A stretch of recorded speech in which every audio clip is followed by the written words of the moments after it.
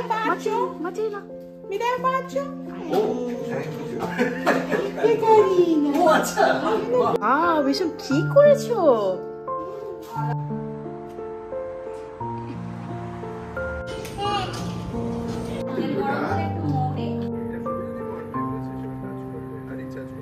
Hello everyone, আমার নতুন একটি ব্লগে আপনাদের সবাইকে অনেক অনেক স্বাগত। আশা করি সবাই খুব ভালো আছেন, সুস্থ আছেন। আজ শনিবার, এখন ওই দুপুর 2টোর মতো বাজে।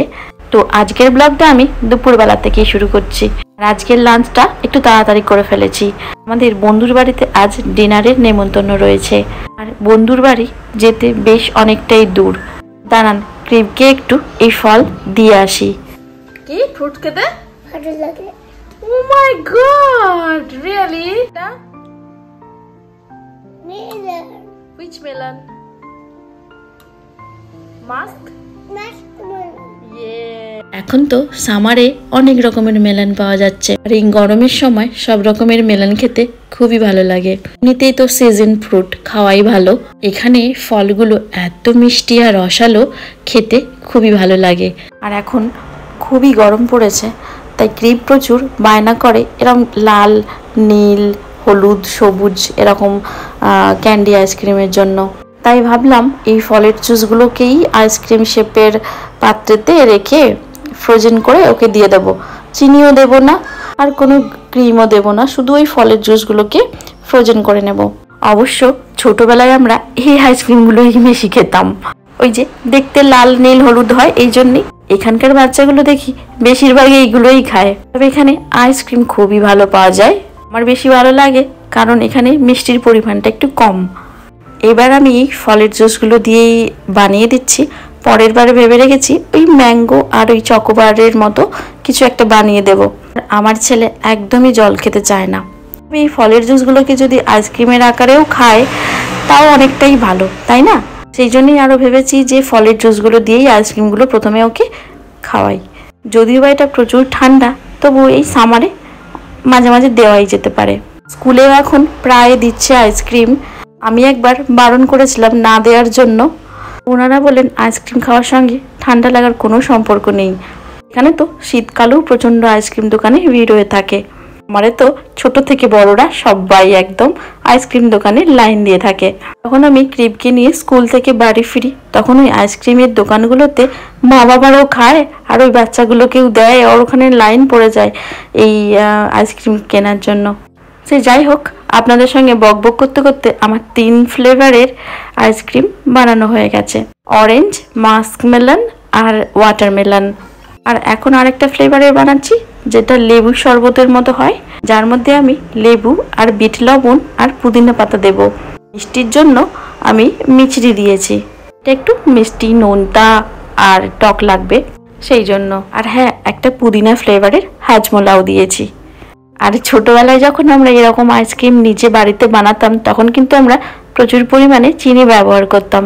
আর এখানে কিন্তু সেই চিনির ব্যবহারটা করতে হয় না।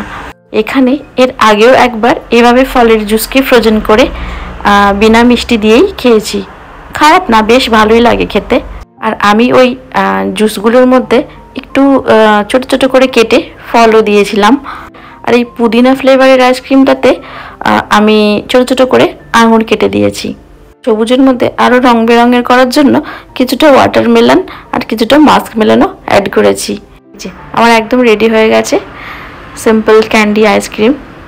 চলুন এবার এগুলোকে ডিপ ফ্রিজের মধ্যে ঢুকিয়ে দিই। আমাদের ওখানে যেমন বেশিরভাগ ফ্রিজের ডিপ ফ্রিজটা উপরে থাকে, এখানে আবার উল্টো ডিপ ফ্রিজটা নিচে থাকে।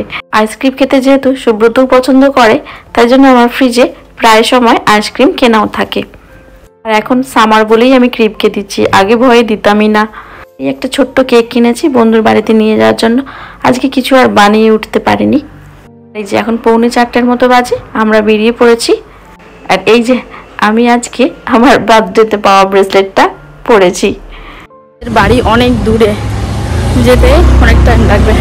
প্রথমে মেট্রোতে করে, তারপর আবার বাসে প্রায় 10-15 মিনিট মতো লাগবে। আজকে ওয়েদারটা ঠিক আছে, মানে একদম যে খুব গরম সেরকম না।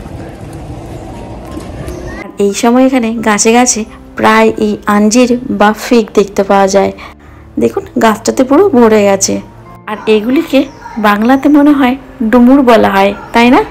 আর এই যে আমরা মেট্রো স্টেশনের কাছে এসে গেছি। আর একটু আমরা যেহেতু দূরে যাচ্ছি, তো আমাদের জোনের বাইরে, তো আমাদেরকে ওই জন্যে টিকিট কাটতে হবে। আর আমরা গ্রিন লাইনের মেট্রো ধরবো। কোথায় যাচ্ছ তুমি? মেট্রো। মেট্রোতে করে কোথায় যাবে?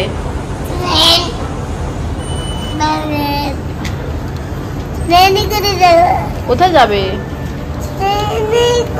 কার বাড়ি যাবে? কৌস্তব আঙ্কেলের বাড়ি। আচ্ছা। আর ক্রিপ যাহার বাড়ি যাক না কেন প্রথমে বলে কৌস্তব আঙ্কেলের বাড়ি যাব। আর আমরা টানেলের মধ্যে থেকে কিছুটা বাইরের আলোতে এসে পড়েছি। আর এই যে মেট্রো থেকে নেমে পড়েছি, এটা একদম লাস্ট স্টপেজ, এখান থেকে আর মেট্রো যায় না। আর এই যে দূর থেকে আমরা ওই বাস স্টেশনটা দেখতে পাচ্ছি, ওখানে গিয়ে আমরা বাস ধরবো। আমরা যতবারই এখানে এসেছি এই বাসের কাছে আমাদের খুব সময় লাগতো, কিন্তু এবারে বাসটা লাকিলি তাড়াতাড়ি পেয়ে গেছি। আর যদি রবিবার আসতাম তাহলে আরো বেশি দেরি হতো। এই বাস থেকে নামলাম, এখনো হেঁটে হেঁটে যেতে হবে একটু। এখানে আসতে একটু দূর হয়, কিন্তু আশেপাশে এত সুন্দর পরিবেশ রয়েছে যেই দূরত্বটা মনে হয় না। মিলানের মধ্যেই, কিন্তু সিটি থেকে একটু বাইরে। এদের পাশেই রয়েছে মিউনিসিপ্যাল বিল্ডিং। আর এখানটা একটা সুন্দর হাটও বসে, যেটা ওদের বিল্ডিং এর ওপর থেকে দেখা যায়। এই যে এসে গেছি।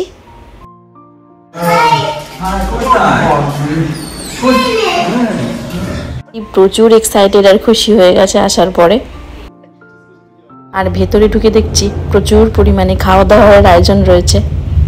বন্ধুর গ্রুপে সবাইকেই ডাকা হয়েছিল, কিন্তু প্রত্যেকে প্রচুর ব্যস্ত বলে আসতে পারেনি। আসলে আগস্ট মাসে ছুটি পড়ে যাচ্ছে, তো সেই জন্য সবাই প্রচুর পরিমাণে ব্যস্ত রয়েছে। এসে একটা সুন্দর ড্রিঙ্কও ওরা বানিয়েছিল, সেটা খেলাম। আমাদের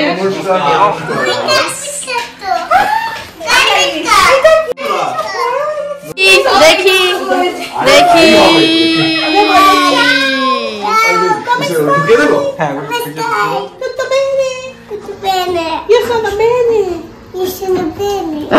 তুই কপি করছিস।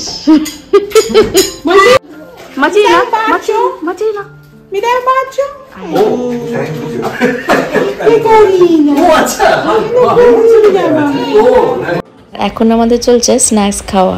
এই ঝালমুড়ি রয়েছে, পানিপুরি রয়েছে, আর রয়েছে পাওভাজি।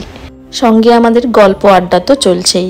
এখানে ক্রিপ আমাদেরকে ফুচকা বানাতে দেখে নিজে ফুচকা বানিয়ে খাচ্ছে। ওর জন্য এরা নর্মাল আলু মাখিয়ে রেখেছিল। এমনি শুকনো ফুচকা দিলে ও খায় না, ওর মধ্যে আলু দিলে তবেই ও খায়। তবে টক জলটা আমরা এখন ওকে দিই না। এই যে দেখুন, একবার আলু দিয়ে চলছে না, আবার পুরো ভর্তি করার জন্য আরও একবার আলু নিচ্ছে। ও যেহেতু ওর খেলনা নিয়ে এসছে, মানে ওর গাড়ি, ও নিচে বসে গাড়ি খেলছে আর ফুচকা বানাচ্ছে, খাচ্ছে।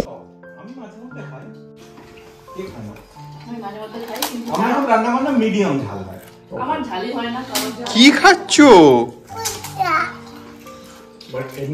ডু ইউ লাইক ইট?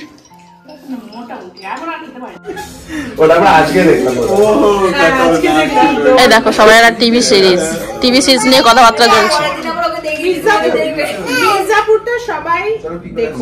আচ্ছা, কেননা সারণী দেখে।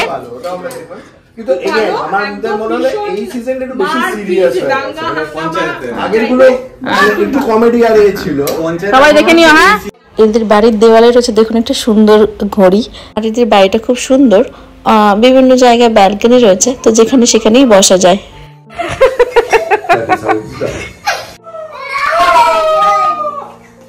কেউ ভয় পাচ্ছে না, কোথাও ওখানে ভয় দেওয়ার কিছু নেই।